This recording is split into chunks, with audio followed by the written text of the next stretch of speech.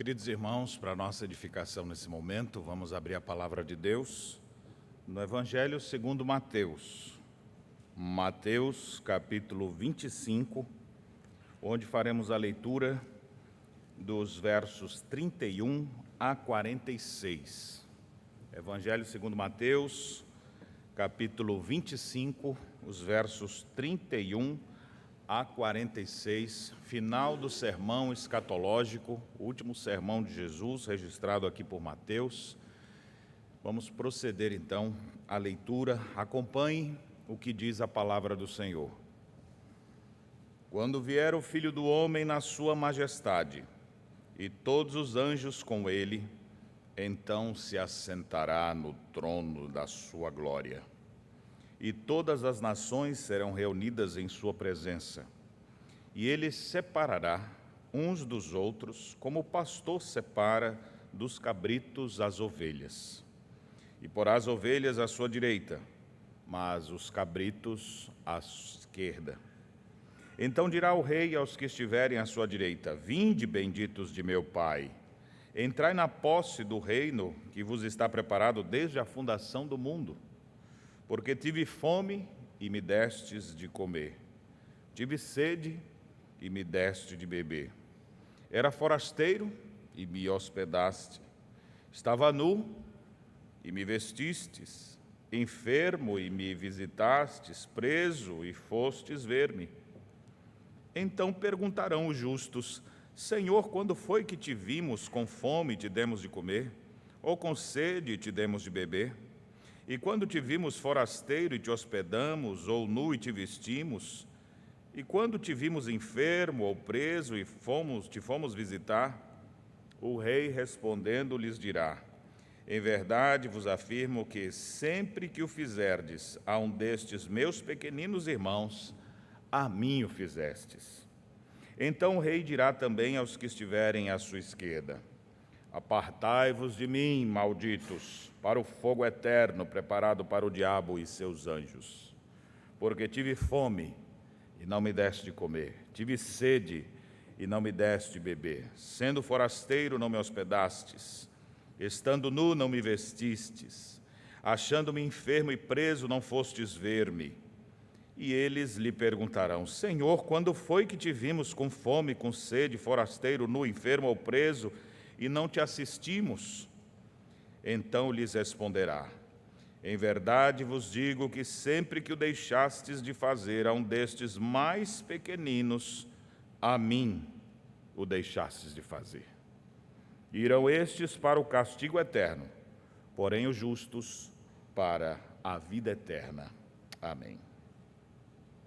Existem pessoas que marcam a vida da igreja com ações notáveis.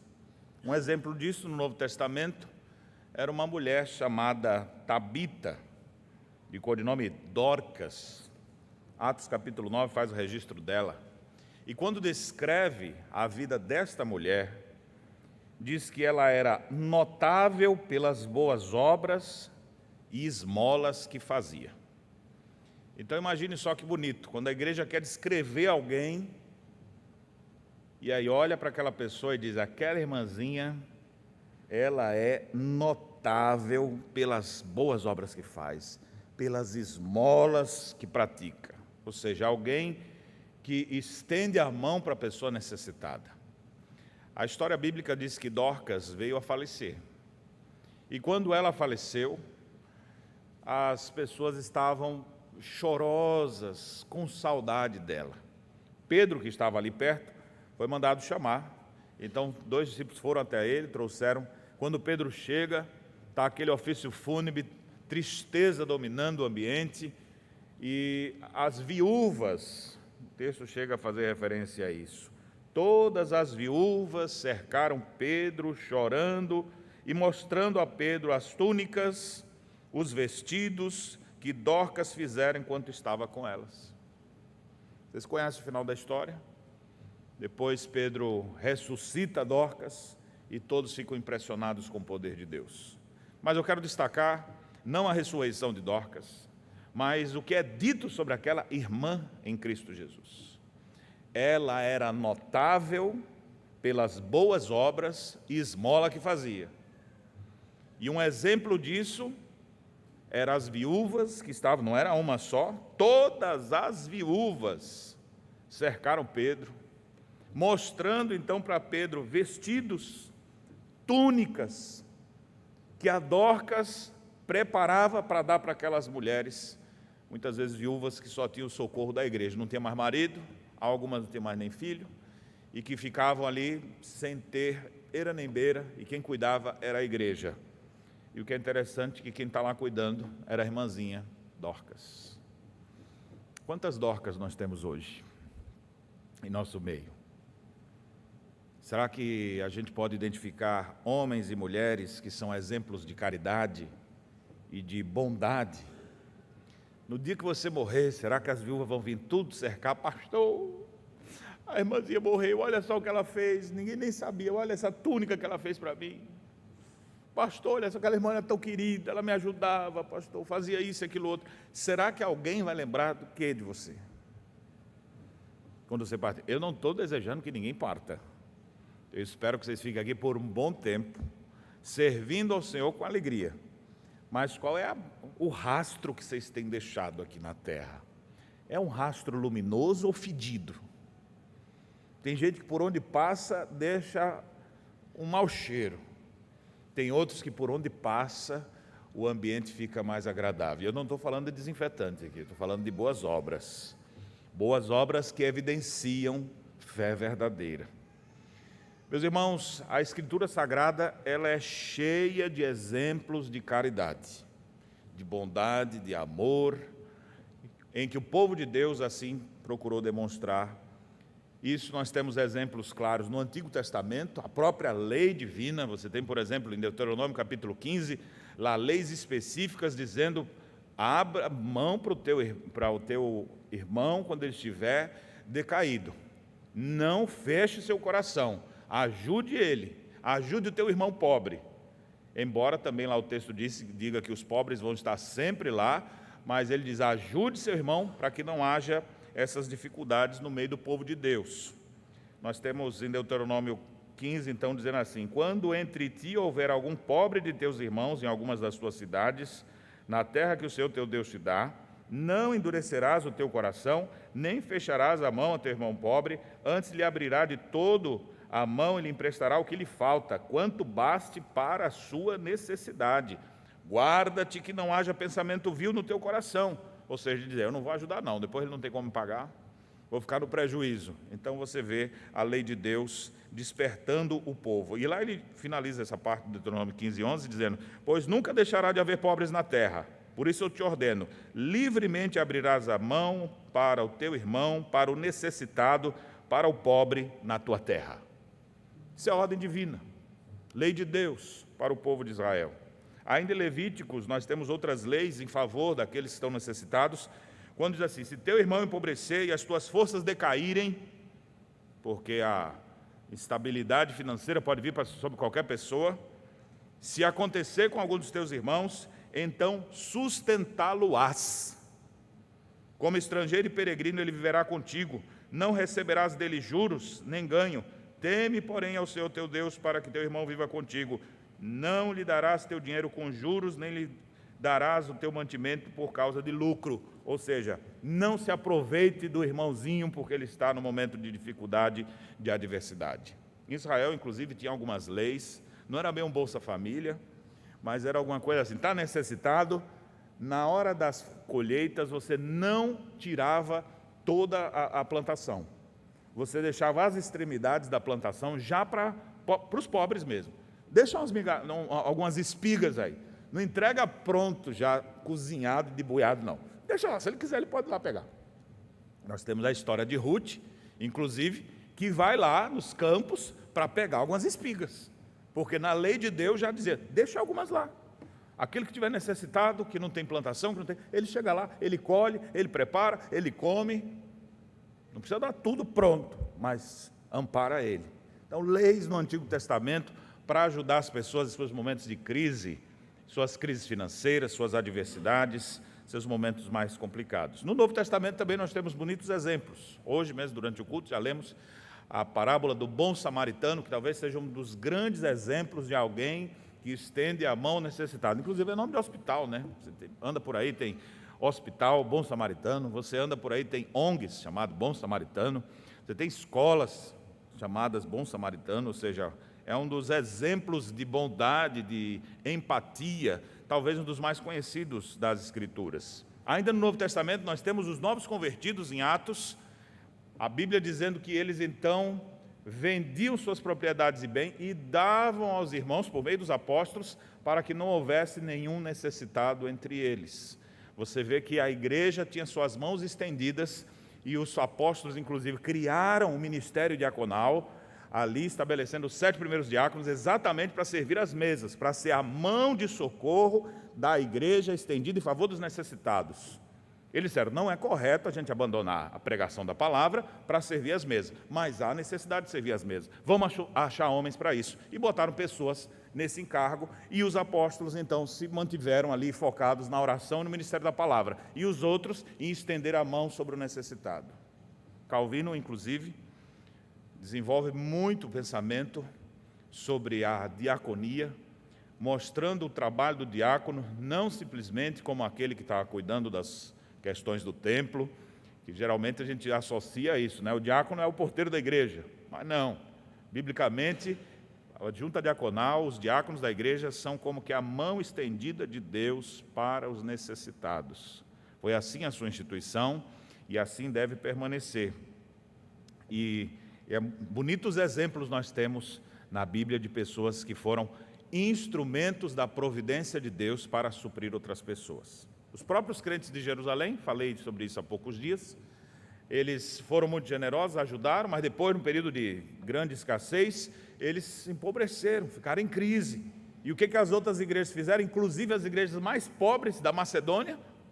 Eles se reuniram, estenderam a mão, foram mão da providência de Deus para ajudar os irmãos lá em Jerusalém. Então nós temos muitos exemplos, não é apenas Dorcas, mas é aquela coisa que a mão direita faz e a esquerda nem está vendo.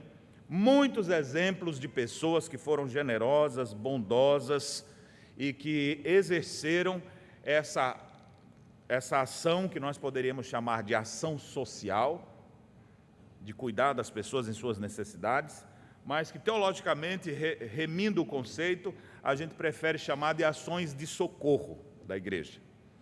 Não especificamente ação social, mas ação de socorro. Não que está errado falar assistência social, mas só usando um termo mais específico, porque é Deus socorrendo aquela pessoa e usando em sua providência seus filhos, seus servos para essa atividade.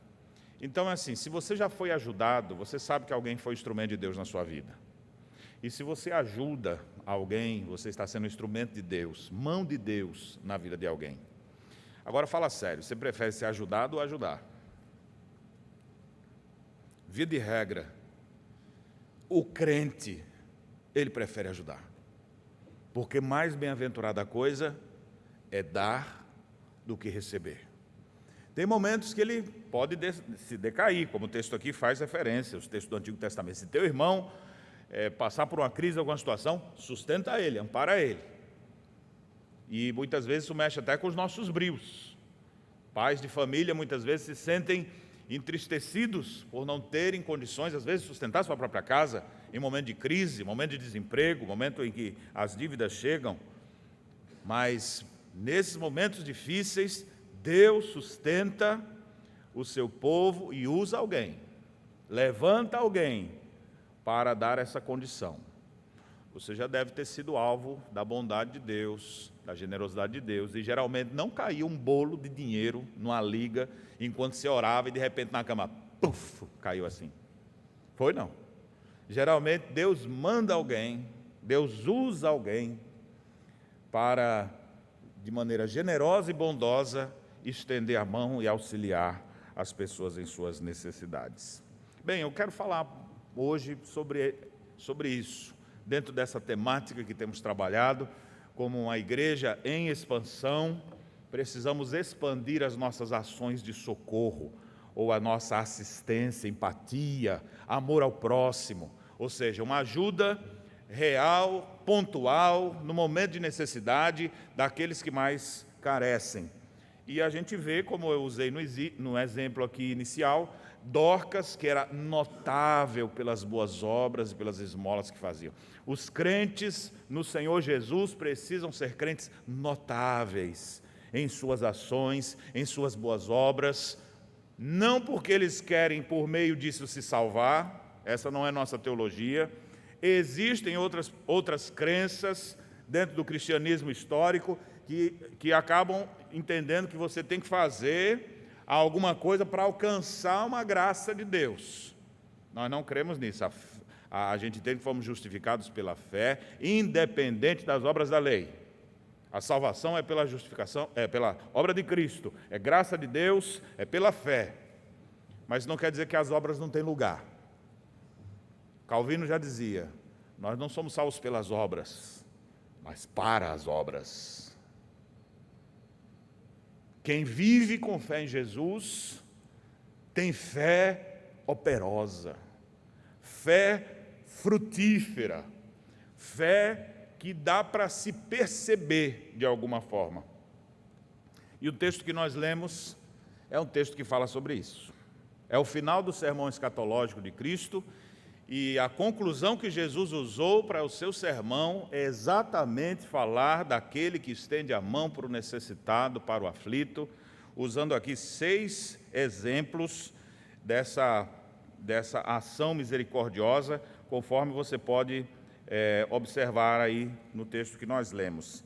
Ele fala de uma pessoa que passava fome, que tinha sede, que era forasteiro, que estava precisando de vestimenta, que estava enfermo ou que estava preso.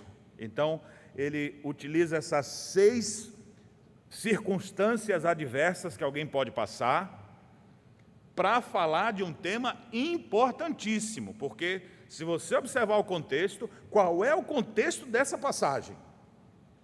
E você tem os capítulos 24 e 25, é uma unidade. É o último sermão de Jesus aqui, o sermão conhecido como sermão escatológico, onde ele fala do princípio das dores, para que ninguém, quando pensar na volta de Cristo, pense que já é. Calma aí, ainda não é. Esse é só o início. E ele descreve algumas coisas. Depois ele fala da grande tribulação, ou seja, momento de opressão, de dificuldade que o povo de Deus ia passar. E depois ele fala então da vinda do Filho do Homem, como um relâmpago que sai do Oriente e se mostra no Ocidente. Então é mais ou menos aquela situação das grávidas, né? A grávida no início assim, opa, estou sentindo umas dores, aí procura, a doutora Jussara está na hora de nascer, ela vai para casa, minha filha, ainda não teve nenhuma dilatação, é só o início das dores. E ainda vai demorar um pouquinho. É como se a gente olhasse assim, guerra, rumores de guerra, o amor esfriando, terremotos, epidemias e crises, isso, aquilo, outro. É só o princípio das dores. Mas daqui a pouco começam as contrações mais fortes. Ai, meu Deus, agora vai nascer. Já está tendo dilatação. Aí isso aqui é como se fosse essa figura, referindo-se ao momento da grande tribulação. E finalmente é a hora que o menino nasce. Ou seja, a volta do Filho do Homem. O Filho de Deus vem a esse mundo para estabelecer juízo eterno, para salvar o seu povo eleito e condenar os incrédulos e endurecidos que rejeitaram as boas novas de salvação. Então, o capítulo 24, até dos versos 1 a 31, nós temos essa explicação de Jesus sobre o fim do mundo. E aí segue uma série de aplicações que Jesus faz por meio de parábolas. Acompanhe aí rapidamente, só para a gente ver o contexto da nossa passagem. A partir do verso 32, nós temos a parábola da figueira, para que o povo estivesse vigilante diante da proximidade daquele dia. Faz referência aqui como foram nos dias de Noé, ou seja, quando ninguém menos esperar, o Filho do Homem virá, ninguém sabe o dia e a hora, portanto estejam preparados, prontos para esse momento. Depois nós temos a segunda parábola, que é a parábola do servo bom e mau, a partir do verso 45, em que nos é ensinado sobre vigilância e fidelidade. Fique vigilante, aguardando o retorno do rei, e seja encontrado fiel. Não se aproveite que ele não chegou ainda para viver de qualquer forma. Depois nós temos no capítulo 25, mais parábolas. Versos de 1 a 13, nós temos a parábola das 10 virgens, 5 nécias, 5 sábias, e aqui é para ensinar exatamente sobre não apenas vigilância, mas prudência. Estejam preparados, sejam prudentes, não fiquem despreparados quanto ao retorno do rei. Ele está para chegar, eis o noivo, e quando chegar, na parábola lá, as irmãzinhas que estavam sem o azeite, acabam ficando do lado de fora. Depois, a última parábola que é citada, antes do nosso texto, é a parábola dos talentos, que nos fala de vigilância e serviço. Ou seja, não seja um servo inútil. Deus te deu talentos, aumente isso. Um recebeu 5, produziu 10. Um recebeu 2, produziu mais outros 2. E um recebeu 1, enterrou, e não fez nada com aquilo. E o Senhor volta e repreende.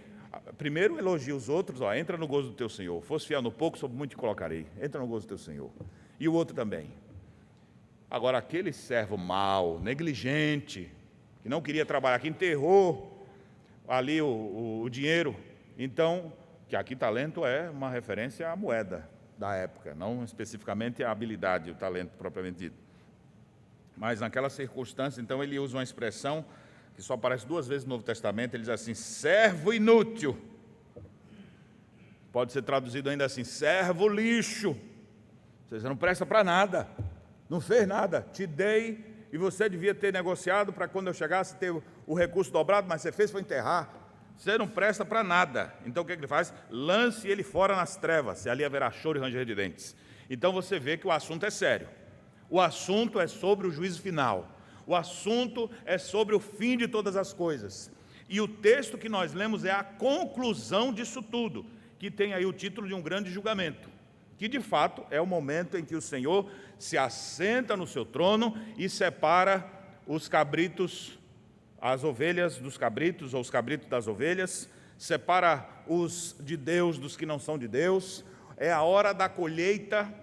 Enquanto a gente está nessa terra, a gente não separa o joio do trigo, para não pegar um e puxar o outro. Mas no último dia, o Senhor vai separar quem é de Deus e quem não é, quem serve a Deus e quem não serve. E o que vai acontecer nesse grande dia final? Uns irão para a vida eterna e outros para o horror eterno. Uns vão estar na presença do Pai, desfrutando das suas bênçãos na luz, e outros estarão no fogo do inferno por causa de seus pecados, juntamente com o diabo e seus anjos. Então, meus irmãos, o assunto de hoje não é ação social. O assunto de hoje tem a ver com a salvação eterna. É assunto que diz respeito ao glorioso dia em que o rei sentado no trono há de julgar todas as coisas. Ele não vai julgar a gente pelo que a gente faz. Mais uma vez eu reafirmo, nós não somos salvos pelas obras, mas nós somos salvos pela fé em Jesus. Contudo, esses justos ou justificados pela fé, tem como a gente identificar. Pelas ações deles, a gente sabe quem é de Deus e quem não é. Pelo coração abnegado, coração que foi transformado, coração que foi regenerado, lavado pelo poder do Espírito Santo, coração novo, dá para você distinguir. Não é assim, esse aqui é salvo, esse aqui não é, mas não consigo ver. Não, dá para se perceber. Há evidências externas, há percepções claras. Os homens poderão visualizar isso, mas quem vai separar é o rei no último dia. Então esse texto nos fala sobre esse assunto importantíssimo. Então vejam, os versos iniciais, só para pegar aqui a estrutura do texto e a gente tirar algumas lições para nós. Os versos iniciais, de 31 a 33, introduzem esse assunto do Senhor sentado no trono para o julgamento final. E depois nós temos outras sessões. A sessão dos versos 34 ao 40, onde o Senhor separa as ovelhas e dirige algumas palavras a eles, ou seja, sentença às ovelhas. Depois, os versos 41 a 45, a sentença aos bodes, aqui aos cabritos, ou aqueles que não creem no Senhor.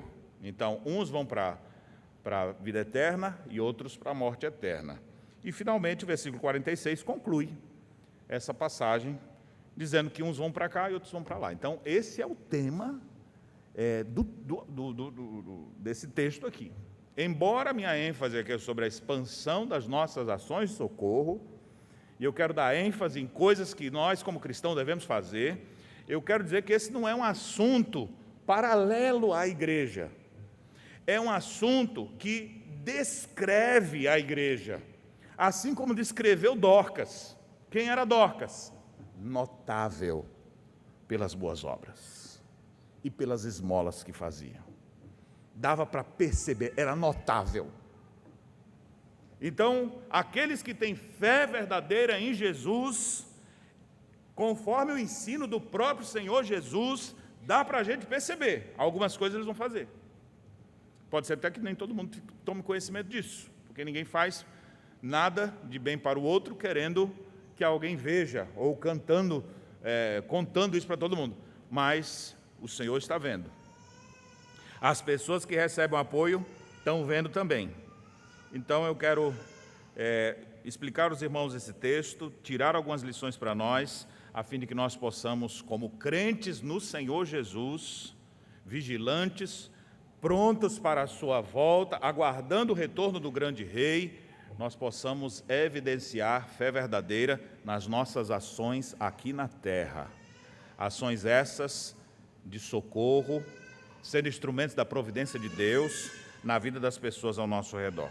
Então vamos ver o texto e depois vamos fazer algumas aplicações para a nossa vida. Então os versos 31 a 33 montam o cenário. Como é que vai ser? A vinda do Filho do Homem. Não virá mais humildemente como ele veio da primeira vez, na manjedoura. Não fique esperando desse jeito. Quando ele virá em sua majestade. E todos os anjos com ele. Então a visão agora é gloriosa. Não é mais o Senhor esvaziado de sua glória. É o Senhor em todo o fulgor da sua glória. Ele retornando em sua majestade, com todo o exército celestial, com todos os seus anjos, se assentando, não numa cadeirinha que Painho fez, né? José o carpinteiro de Nazaré. Não, agora ele vai sentar no trono da sua glória. Observe que é um negócio esplendoroso, gigantesco, glorioso, majestoso. Então o rei voltará. E quando ele vier, assentado no trono, e os santos anjos com ele, e você vai estar lá nesse dia, todos vão comparecer diante do tribunal de Deus. Todos, ninguém vai fugir. Pastor, nesse dia aí eu acho que eu vou tirar o cochilo. Eu não gosto muito de ver essas coisas de julgamento, essas coisas, ficar meio fora do ar. Não, não tem essa não. Todos estarão perante ele, todo olho verá, todos verão. E o que vai acontecer? Todas as nações serão reunidas em sua presença. E agora o rei, sentado no trono, vai fazer a separação. O texto dá ênfase a isso. Ele separará uns dos outros, como o pastor separa os cabritos das ovelhas. Então a figura do pastor que conhece o cabrito, que conhece a ovelha, que anda ali no meio do rebanho, que sente o cheiro da ovelha, que sabe o que cada um está enfrentando, e ele vê, esse aqui, tira esse aqui está dando trabalho para cá, vem para cá.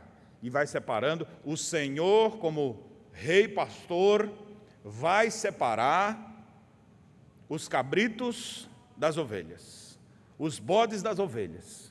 E vai dizer para uns, e isso aqui não tem nada a ver com política, viu? Porque eu vou falar aqui, os da esquerda vão para o inferno, né? Os da direita vão para o céu. Não fique achando que eu estou falando de partido político, viu, irmãos? Não reduza a isso. Nós estamos falando de salvação eterna. Mas é bom estar do lado da direita aqui, pelo menos, né? Nesse caso aqui.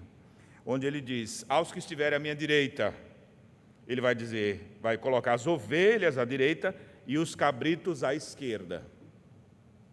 Ao fazer essa separação, é que ele começa a dizer, irmãos, é interessante a gente pensar aqui, o Senhor não vai, nessa hora assim, conversar, e aí, vai decidir ou não vai? Vai ficar de que lado mesmo? Não, nessa hora aqui, desse grande julgamento, ele já chega separando, e depois que separa, ele fala. E aqui eu me recordo de alguns momentos em que a gente precisou separar pessoas para depois falar. Seleção. Estou lá como presidente de comissão dentro do quartel para ver ali, você tem que eliminar alguns candidatos, né? Tem um monte de gente inscrita, aí faz os primeiros, aí quando aqui você tem já o resultado e fala, olha, faz a chamada desses aqui primeiro, pede para eles ficarem esperando ali. E aí a gente já pega esses que perderam, já bota ali do outro lado, a gente já libera esse, depois fala com os outros. Então, mais ou menos assim, você já sabe o resultado e já fala para o encarregado ali, ó, separa o pessoal ali. Então, para quem já entende um pouco, fala assim, me chamaram, ei, perdi, estou fora. Por quê? Já foi chamado ali para o lado, já está separado. Depois é que vem a sentença agora, ou a informação. Eita, mandaram eu vir para essa salinha aqui. Será que eu perdi? Eu aprontei alguma coisa? Ou é aqui os selecionados? A pessoa fica ali na expectativa. Então, a separação do rei é antes de qualquer coisa. Ele não reúne agora dizer assim, vai tomar uma decisão ou não vai? Quer ou não quer? Última chance. Se aprumar, eu boto para o lado de lá. Se não, vai para o inferno. O que você quer? Acabou, meu irmão. Não tem mais chance, não. Não tem mais conversa, não tem mais diálogo. Não tem mais chance. Buscar o Senhor enquanto se pode achar. Invocar enquanto está perto. Tem hora que não vai mais achar. Chegou o grande dia, que ninguém sabe qual é o dia e a hora, mas chegou o glorioso dia em que o rei virá em toda a sua glória e majestade com seus santos anjos e vai sentar no trono para julgar todas as coisas. Chegou esse dia, não tem mais conversa. Não tem mais segunda chance. Agora é só ouvir o rei sentenciar. Vamos ver então, a partir dos versos 34 a 40, o que ele diz para uns, porque ele já separou uns para a direita e os cabritos para a esquerda. Vamos ver o que ele vai dizer para cada um. Mas antes de eu prosseguir aqui, deixa eu fazer algumas perguntas para vocês. Vocês estão preparados para esse dia? Se o Senhor voltasse hoje e não desse mais tempo para você fazer nada. Porque se eu disser assim, se eu voltar amanhã, e você falar, então vou me aprumar hoje. Não, o Senhor chegou hoje, e aí ele já chega separando. De que lado você ia ficar? Hoje, se fosse hoje, o dia da volta de Cristo, o dia do grande julgamento, de que lado você iria ficar? O Senhor lhe botar à sua direita ou à sua esquerda? Ele ia deixar você ao lado dos que já são salvos ou dos que estão perdidos, ao lado de Satanás e seus anjos caídos? De que lado você vai ficar? Esse assunto é o mais sério da sua vida, é o assunto mais importante. E eu tenho que enfatizar isso aqui porque eu sou pregador do Evangelho e eu não quero ninguém, do meu ponto de vista, eu não desejo que nenhuma alma esteja apartada do Senhor. Embora eu saiba que o Senhor vai ser glorificado até mesmo no juízo sobre os ímpios, mas do meu coração não tenho prazer nenhum nisso. Meu prazer é pregar o Evangelho e ver pessoas se convertendo. Como eu não sei quem é quem vai ser salvo ou não, a minha convocação é a todos, arrependam-se e creiam enquanto há chance. Creiam no Senhor Jesus, abandonem suas velhas práticas pecaminosas, mudem de vida enquanto há tempo. O Senhor o chama hoje mesmo para uma nova vida. Vai chegar o dia. Quando chegar já não tem mais o que fazer. É agora. A hora da salvação. Portanto, se hoje ouvirdes a sua voz, não endureçais o vosso coração. Está tendo a oportunidade de ouvir hoje? É Deus te dando chance. Não se arrependeu? Esse dia vai ser lembrado para você. O dia que você ouviu sobre o grande julgamento final, você foi convocado ao arrependimento e você diz, não, deixa para pensar isso depois. Isso vai ser lembrado. Nunca, e vai ter toda a eternidade para se lembrar. Longe de Deus, queimando no fogo do inferno. Não desejo isso para nenhuma pessoa. E é por isso que eu digo, arrependa-se e creia. O Senhor vai vir. Nosso Senhor está por vir. O rei está voltando. E quando ele voltar, ele vai sentar no seu trono de glória. E com seus anjos vai separar os eleitos de Deus, que creram no Senhor Jesus, daqueles que viveram distantes de Deus toda a vida. E o que ele vai dizer para cada um? Vamos ver então as duas sentenças agora. Versos 34 a 40, sentença às ovelhas. 41 a 45, a sentença aos bodes, ou aos cabritos.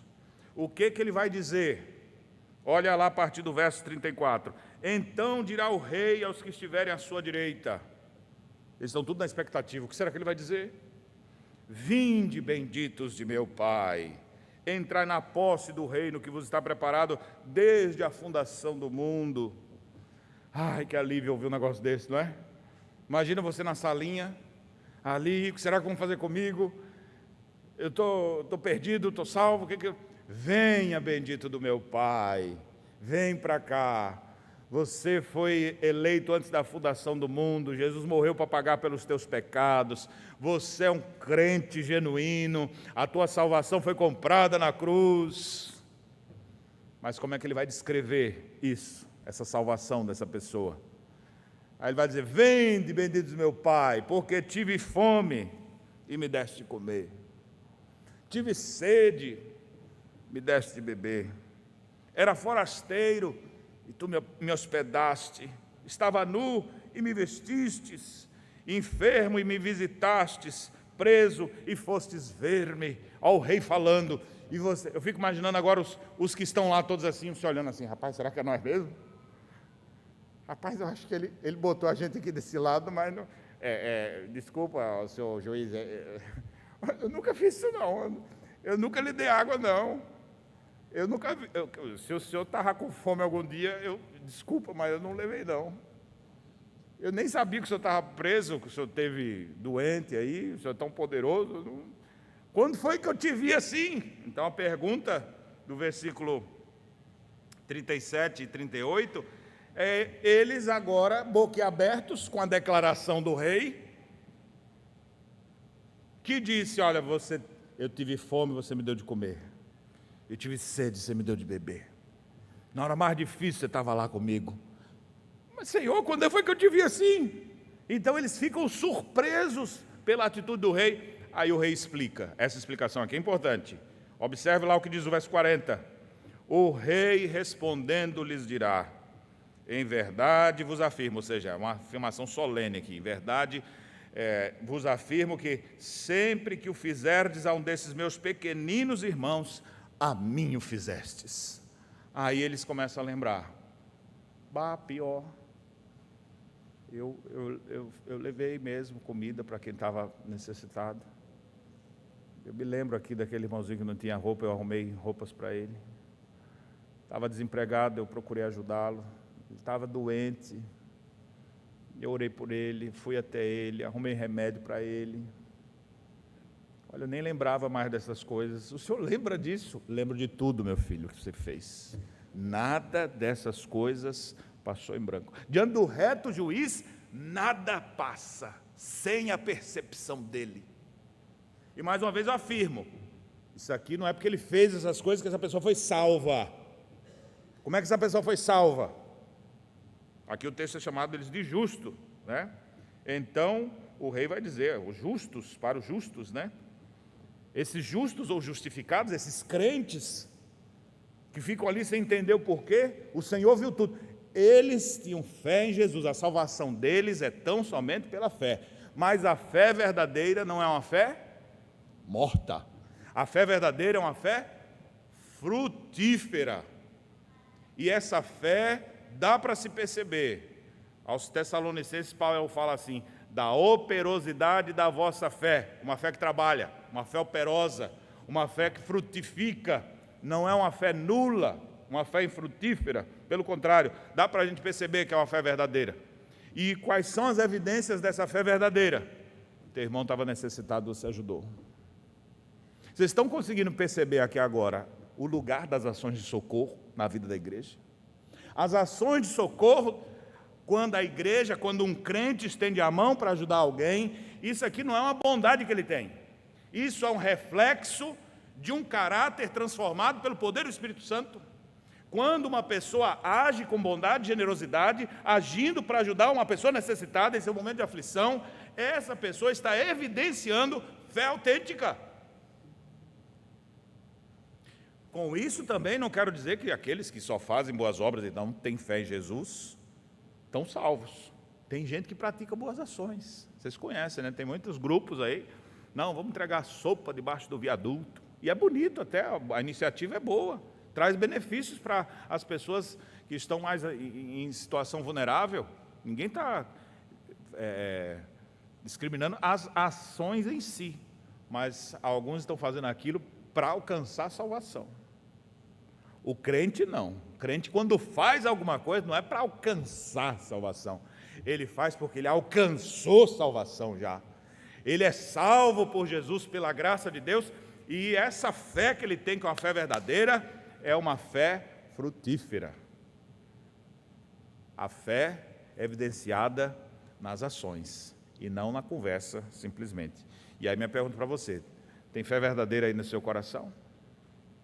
O rei, Jesus, no último dia, vai separar os bodes das ovelhas. E as suas ovelhas, ele vai dizer, venham benditos do meu Pai. Eu precisei, vocês me ajudaram.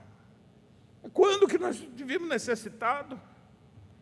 Todas as vezes que vocês fizeram dos meus pequeninos, vocês fizeram para mim. Olha que interessante isso aqui, irmãos. Quando você estende a mão para alguém, você está sendo instrumento da providência de Deus para ajudar outra pessoa. E você, ao fazer isso, está fazendo para o próprio Deus. Então, quando a igreja faz alguma ação de socorro, ação social, ela não está fazendo para se promover, ela não deve fazer isso com intuitos gananciosos, ela faz isso para Deus, para a glória de Deus, estendendo a mão para a pessoa, querendo ser um instrumento de Deus, e Deus se alegra com esse tipo de atitude. O assunto é sobre juízo final, e salvação e condenação, e a evidência que nos é trazida por Jesus, são as ações de socorro da igreja. E aqui eu preciso dizer para vocês, irmãos, vocês precisam expandir suas ações de socorro. Se Cristo habita seu coração, você precisa começar a se preocupar mais com as pessoas ao seu redor, porque a palavra de Deus ordena isso. Amar o próximo como a ti mesmo. O resumo da lei está nisso. E estender a mão para as pessoas. Lá em 1 João, João diz assim, Cristo deu sua vida por nós, e nós devemos dar a nossa vida pelos irmãos. Um crente genuíno estende a mão para o necessitado. Estende a mão para o seu próprio irmão. Vai ajudar não o mundo inteiro. Não tem como. Ele vai até fazer uma seleção, né? Vamos começar pelos domésticos da fé. Vamos começar pelo dever mais próximo. É isso que Paulo fala aos Gálatas. Vamos priorizar os irmãos da fé. Vamos ver as pessoas que estão ao nosso redor. Você não vai resolver o problema da fome no mundo. Tem partido político que acha que vai resolver a fome do mundo, vão acabar com a pobreza. Jesus já disse, os pobres vocês sempre terão. Lá em Deuteronômio diz, os pobres vocês sempre vão ter. O problema disso aí só vai acabar quando o rei voltar. Mas isso não quer dizer que a gente tem que estar inerte. Não, nós vamos ter ações. E nossas ações é pensando em promover a glória de Deus. Ajudar as pessoas em suas necessidades, empatia, amor ao próximo, sentir o sofrimento do outro. E você que já passou por momentos difíceis e que foi consolado, ajudado, sabe como é importante. Você que já teve com um filho doente no hospital, ou alguns dias hospitalizado, e de repente alguém chegou lá para afofar a cama, para fazer algum benefício. Que chegou lá, eu me lembro que uma vez eu estava internado, alguém foi lá e me levou pizza. Ainda bem que o médico não viu. Não foi agora não, viu? Nessa época, era na minha época gordinho, que eu gostava muito dessas coisas. A pessoa falava, levou pizza, escondido. Eu falei, oh, que benção. Agora, já operado, ninguém me leva mais nada disso, não. Mas ia lá alguém para orar comigo. Ah, como era bom receber a visita de uns anjos de Deus, uns irmãos que iam lá e que cuidavam da gente. Na hora da dor, que ia lá e ajudava.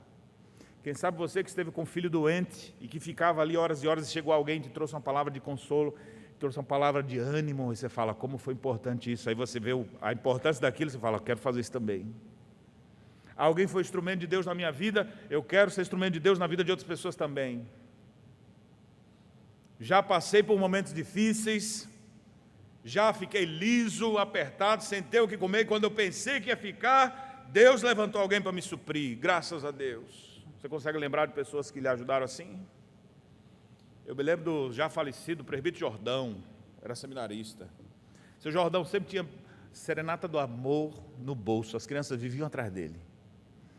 E eu, seminarista, ali sem dinheiro, e o seu Jordão, irmão Daniel, vamos almoçar comigo? Eu falei, hoje eu vou comer bem.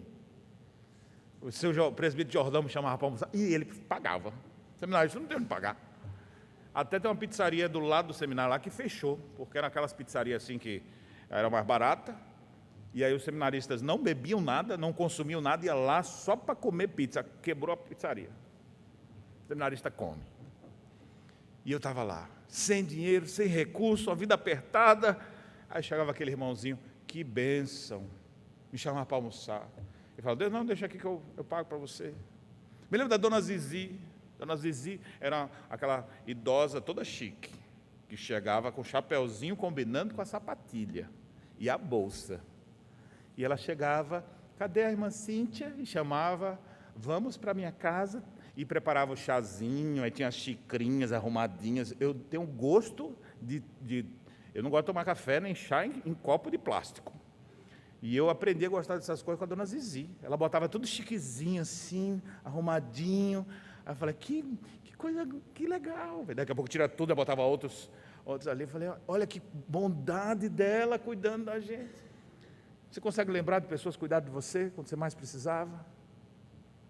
Eu me lembro do pastor nessa época, que foi uma das épocas talvez mais difíceis da minha vida, servindo ao Senhor e sem recursos, e o pastor disse assim, olha, não tenho como botar você para trabalhar aqui, porque a gente já tem outro seminarista, mas nós vamos lhe mandar uma cesta básica por mês. Só que a cesta básica da Igreja do Jardim da Glória, que o pastor Zé Roberto me arrumava, meu Deus do céu, parecia o Papai Noel, botava nas costas para levar assim, de tão pesada que era, tinha que botar um saco pesado. Só que aquela igreja era uma igreja chique também.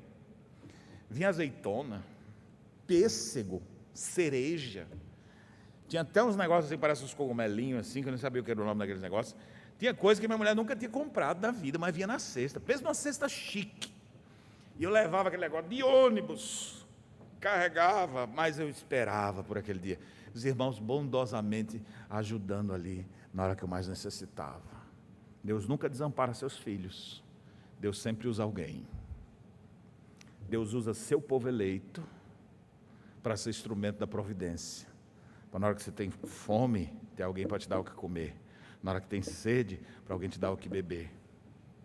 Na hora que você não tem a veste própria, alguém pega e fala, vou te dar. Meu primeiro terno parecia um defunto. Sabe aquele ternão compridão, assim, daqueles que era assim ainda, né, atravessado. Porque hoje em dia terno de homem é assim, 2 botões, 3 botões. Antigamente era assim, né? E aí eu recebi um daqueles. Mas ficava dança, mas pelo menos tinha o meu primeiro terno. Alguém me deu de presente. Como é bom quando tem pessoas que agem com generosidade, que são instrumentos da providência de Deus na nossa vida. Você consegue, enquanto eu estou falando isso aqui, você está lembrando de alguém que te ajudou em algum momento? Como foi importante alguém te apoiar? Quem sabe pagou um curso para você? Te ajudou no momento que você estava desempregado? Te ajudou em momentos de aflição, de necessidade? Isso é a providência de Deus. Agradeça e lembre, essa é a marca do povo de Deus. O povo de Deus é um povo que se preocupa com o seu próximo, que ajuda os outros. Eu sei que vai ter gente que vai dizer, pastor, mas tem uns aí que são aproveitadores. Para de mirar no que está errado. Esses vão dar conta de si a Deus. Mira naqueles que estão necessitados e trabalha por isso. Sempre vai ter alguém querendo dar um golpe no meio. Eu estou necessitado. E aí quando você vê, não tem nada de necessidade. Mas isso não quer dizer que a gente vai parar de fazer o bem, porque tem uns que são falcatrua no meio. Continue fazendo bem. Continue semeando bem. Continue fazendo bem para as pessoas ao seu redor, porque essa é a marca do povo de Deus. Precisa haver mais ações de socorro na vida do povo de Deus. Eu vou dar algumas sugestões daqui a pouco. Mas vamos finalizar o texto aqui primeiro. Vamos ver a última parte agora, versos 41 a 45. O que o Senhor vai dizer aos que estiverem à sua esquerda? O Senhor que separou os cabritos das ovelhas, as ovelhas recolhidas para a glória eterna. E agora os outros. Então o rei dirá também aos que estiverem à sua esquerda: apartai-vos de mim, malditos. Olha que expressão. Vocês são amaldiçoados. Vocês vão para o fogo eterno, preparado para o diabo e seus anjos. Imagine com quem você está se associando, com quem você está achando que vai para o céu e de repente você vai para os que são próprios seus. Vai ficar lá do lado do pai da mentira, vai ficar lá do lado dos demônios. Mas peraí, mas eu ia na igreja. Apartai-vos de mim, malditos, para o fogo eterno. Meu irmão, isso aqui é pesado. Só de imaginar eu estremeço, de ouvir uma coisa dessa. E de imaginar um ser humano associado a Satanás e seus anjos. Por quê? Porque essa pessoa nunca viveu pela fé em Jesus. E como é que você percebe isso? Pelo egoísmo dominante em sua vida.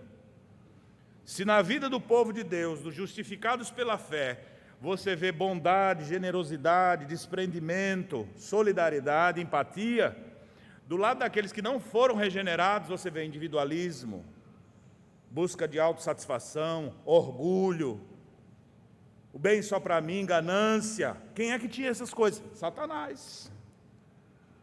Nunca quis servir, quis ser servido. E os seus demônios, a maldade acesa em seus corações, viveram distante de Deus, não quiseram aplicar as verdades de Deus, ouviram o evangelho e não se converteram. Apartai-vos de mim, malditos, para o fogo eterno, ao lado do diabo e seus anjos. É o que lhes cabe. E aí eles na hora assim, mas que história é essa?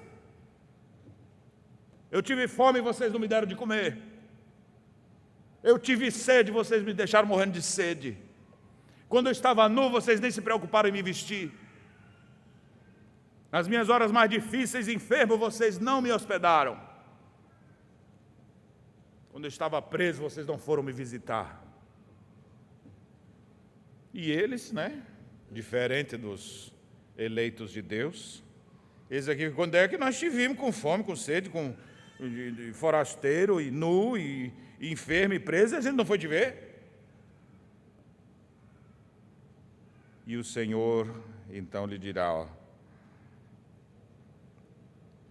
sempre que o deixastes de fazer a um desses mais pequeninos, a mim o deixaste de fazer.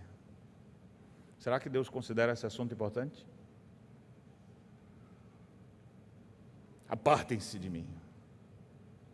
Vocês só pensaram em vocês. O egoísmo de vocês leva vocês agora para estar do lado de Satanás e seus anjos. Irmãos, não olhe para isso aqui com prazer não, viu? Porque era para você estar lá também, viu? Você só não está no meio daquele grupo que a graça de Deus te alcançou. Não é porque você é bonzinho, não. Ainda bem, pastor, porque eu sou das ovelhas. Não. Todos nós éramos bodes, cabritos selvagens. Mas o Senhor veio e nos regenerou e nos salvou. É obra de Deus. Se somos salvos, é obra de Cristo Jesus. O Senhor, não no dia do juízo, antes, durante a nossa peregrinação, aprova o Senhor, no meio de todos esses que seriam condenados, escolher alguns. Nós somos esses eleitos de Deus, escolhidos por Deus, apesar de nós, cuja escolha foi tão somente graça de Deus, conforme o beneplácito de sua vontade. A gente fica maravilhado. O que ele viu em mim? A resposta é clara: nada. E por que eu? Podia ser outro, podia, mas outro também não presta. Se alguém foi salvo, é obra graciosa de Deus. Mas aqueles que estão lá estão fazendo o que era próprio. Se entregues ao seu próprio egoísmo, seu orgulho, a todo tipo de pecado, e não se preocuparam de maneira alguma com os seus semelhantes. Não amaram o próximo. E se fizeram alguma coisa, era pensando no benefício que iam ter depois. Apartem-se de mim, malditos, para o fogo eterno. O texto então conclui, verso 46, dizendo: então irão estes, os últimos, para o castigo eterno, porém os justos para a vida eterna. Eu gostaria então, uma vez exposto o texto, gostaria de fazer algumas aplicações bem práticas e implementar algumas coisas nessa aplicação, sugerindo algumas coisas para que nós possamos, como igreja, fazer e individualmente, como crentes, também fazer. O Senhor Jesus Cristo disse que quando a gente fosse ajudar alguém, que uma mão não visse o que a outra faz. A gente não precisa tocar trombeta. Continue fazendo. Eu sei que muitos de vocês fazem, eu sei sem saber, na verdade, né? Mas muitos de vocês ajudam pessoas, ninguém está sabendo. Continue assim, Deus está vendo. Continue ajudando pessoas, como vocês já fazem. Prossigam nessa direção. Mas como igreja, nós podemos nos organizar melhor para ter ações mais concretas. Assim como na época das inundações nós conseguimos fazer muitas ações de socorro, não precisa esperar outra inundação para a gente atuar. Nós podemos nos preparar e atuar hoje e sempre. Sabe por quê? Porque gente necessitada não tem só em época de crise. Algumas pessoas me perguntaram, né? Pastor, vocês distribuem cesta básica lá na igreja? Sim. Quantas em média? Eu falo, hoje em dia, em média de 100 a 150 por mês. Várias pessoas vêm aqui à igreja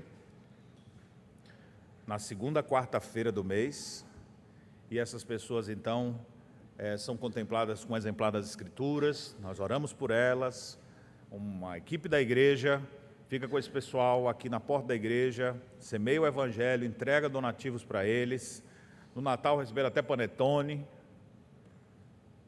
no inverno recebe uma coberta também. Você está necessitado? A igreja tem ajudado. E os recursos para isso vêm das doações dos irmãos, que generosamente contribuem para essa causa. Podemos ter ações maiores como igreja, estendendo a mão e ajudando pessoas em momentos pontuais de crise e de adversidade. Podemos ajudar de outras maneiras também. Nesse sentido, nós temos algumas coisas que devemos fazer. Envolva-se com isso que eu vou passar aqui para vocês agora. Apoie a iniciativa que teremos de criar a Associação Presbiteriana, que vai ser a mãe de todos os projetos sociais da nossa igreja. Para a gente não apenas ajudar uma ou duas pessoas, mas ajudar uma quantidade maior de pessoas. Como eu disse no sermão, não para ser salvo, mas porque somos salvos. Queremos deixar nossa luz brilhar. Faça parte disso. Nós temos hoje uma unidade móvel de saúde, que conseguimos graças a doações, um ônibus adaptado com consultório médico odontológico. Você pode ajudar. Participa disso. Seja voluntário. Para a gente mexer esse ônibus dá um trabalho danado. Não é porque o ônibus é pesado, não. Precisa ter médico para atender, precisa ter dentista para atender, precisa ter enfermeiro, precisa ter técnico, precisa ter carregador de cadeira, precisa ter gente para entregar ali, tem que ter gente sorridente para hospedar, dizer, venha. Tem que ter gente com paciência para estar lá. A minha vontade é que todos os dias a gente estivesse tendo atendimentos com isso. Mas falta mão. Mas eu vejo tantas mãos aqui. Precisamos nos envolver com essas coisas. Divulgue, participe do Missão Esperança. É uma ação da nossa igreja. Já fizemos nossas primeiras ações, estamos programando novas ações. Quando a igreja disser, irmãos, nós vamos ter uma ação em tal lugar, se prontifique, mas não espere esse dia não, já se prontifica de antes. Pastor, quero ajudar em alguma coisa nisso aqui, vamos fazer. Eu fico pensando em quantos projetos nós não podemos realizar. Essa semana eu estive em Curitiba e pude visitar um projeto do Sínodo de Curitiba, que é a Casa Presbiteriana, uma casa de acolhimento, Casa Presbiteriana Esperança, que fica do lado do Hospital Presbiteriano, Mackenzie. E gente do interior vem, às vezes o pessoal não tem onde ficar, ficam na casa. Tem uma equipe lá para recepcionar o pessoal. O serviço de assistência social do hospital encaminha eles para a casa da igreja. Aí os pastores da cidade fazem revezamento, sempre tem um pastor lá para trazer uma palavra, para orar pelas pessoas e suas necessidades. Ou seja, a igreja se organizando para ter ações mais concretas. Nós precisamos expandir nossas ações de socorro, mas precisamos ter gente para isso. Uma pessoa só não consegue, duas não, mas quando vai juntando mais gente, a gente consegue mais longe. Podemos ter projetos sociais como um que nós temos ainda em mãos, mas ainda não desenvolvido, projeto Homens Fortes. Vamos ajudar crianças e adolescentes para que, em vez de se entregarem à delinquência e às drogas, possam ser instruídos no turno oposto das suas aulas e receber instrução bíblica, entender o que é ser homem de verdade. Já parou para pensar, gente, com um projeto desse? As crianças participando, jovens participando, virando homens de verdade. Hoje, na parte da manhã, durante a aula, eu falei da Casa da Diná. Você conhece? Não é a mãe de Diná, não, viu? A Casa de Diná. É um projeto também. Pensamento, projeto social, de ação de socorro para a cidade. Algumas igrejas já fazem isso no Brasil. Nós não estamos inventando nada, nós estamos só copiando o que tem de bonito que as pessoas estão fazendo. Crianças que muitas vezes são afastadas dos pais, por causa de graves problemas que aqueles pais têm, ou crianças que foram estupradas e agora são afastadas pelo Estado e precisam ficar num lugar. Já pensou a igreja cuidar dessas crianças? Mais uma vez eu me recordo aqui que muitas vezes na escola dominical, quando eu era seminarista em São Paulo, tinha umas crianças que vinham de um lar exatamente desse. E o povo da igreja ia lá, pegava eles no sábado, levava para sua casa, passava o sábado todo na sua residência, no domingo levava para a igreja e depois entregava lá de novo. Eram crianças de um abrigo. Não tinha um projeto da igreja, mas os membros da igreja iam lá e faziam. Você não precisa esperar um projeto oficial acontecer para você ter boa vontade para ajudar os outros. Estenda a mão. É um lar de idosos que está ali necessitado, precisando de fralda, arruma a fralda, vai lá. Leva para o pessoal. Imagine quando a gente tiver aqui, por exemplo, a escola presbiteriana, projeto social a médio e longo prazo, educar nossos filhos no caminho. Quem vai querer encabeçar esse negócio? Pastor, se precisar aí do funcionário, eu estou aqui, dependendo de quanto o senhor pague, viu? Cadê as pessoas com prontidão para girar essa roda? Imagine Deus nos dando a graça, em épocas de crise, da gente se prontificar e ir até lugares atingidos. Nós estamos no Rio Grande do Sul, o clima aqui é sempre difícil. Na hora que acontecer um ciclone, que cada hora tem outro ciclone, e a gente tem uma equipe aqui dos desbravadores da igreja, vamos lá, refúgio na tempestade, lá vai os irmãos, os guerreiros, fico imaginando eles andando lá assim, sem tropeçar. Vamos juntos até lá para ajudar aquelas pessoas no momento de crise. Homens e mulheres dispostos, notáveis pelas suas boas obras. Destelhou a casa, vamos lá cobrir. O pessoal está com dificuldade, não vamos comprar uns negócios aqui e ajudar. Igreja estendendo a mão. Irmãos, nós podemos ter várias ações de socorro como igreja nesse mundo. Se fizermos isso para a glória de Deus, estaremos só evidenciando aquilo que o Senhor espera de nós. Porque os crentes de verdade, eles vão ajudar as pessoas em seus momentos mais críticos, mais difíceis. Podemos fazer isso individualmente e podemos juntar forças para fazer mais ainda, não para que a gente alcance salvação, mas porque já alcançamos salvação e queremos expressar nossa gratidão a Deus através de boas ações. Que assim brilhe a vossa luz diante dos homens, para que vejam as vossas boas obras e glorifiquem o vosso Pai que está nos céus. Boas obras que revelam fé verdadeira, boas obras que o Senhor de antemão preparou diante de nós. Que Deus nos dê a graça de sermos instrumentos da providência de Deus, com ações de socorro, expandindo nossas ações de socorro aonde nós estivermos. Amém.